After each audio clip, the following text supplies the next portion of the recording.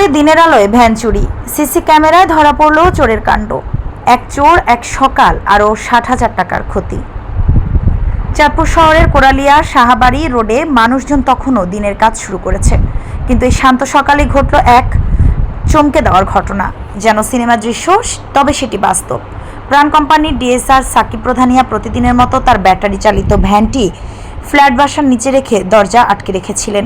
এই ভ্যানটাই ছিল তার কর্মজীবনের প্রাণ, যার মাধ্যমে প্রতিদিন বাজারের দোকানগুলোতে মাল পৌঁছে দিতেন। সকাল 9:08 সিসি ক্যামেরায় দেখা যায় শার্ট প্যান্ট পরা এক ব্যক্তি ধীরে ধীরে এসে দরজার দিকে এগিয়ে যায়। মুহূর্তের মধ্যেই হাতের কারসাজিতে দরজা খুলে ভিতরে প্রবেশ করে।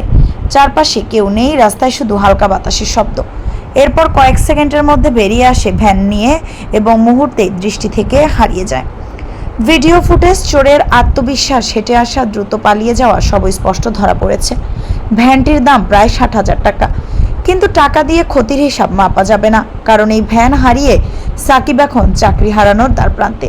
তার প্রতিদিনের রুটিন, দোকানগুলোতে হাসি মুখে ডেলিভারি দেওয়া, সবই যেন থেমে গেছে। চুরি হওয়ার পর তিনি ভেঙে পড়লেও হাল ছাড়েননি।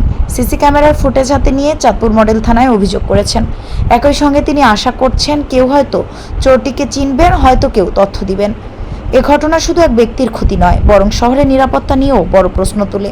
দিনের আলোয় জনসমাগমের মধ্যে এমন নির্ভীকভাবে চুরি, এজন্য সতর্কবার্তা, সবাইকে আরও সচেতন করার আহ্বান।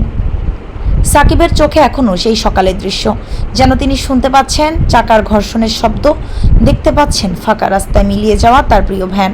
কিন্তু তার মন বলছে হয়তো একদিন ঠিকই ফিরে পাবেন নিজের কর্মসঙ্গীকে।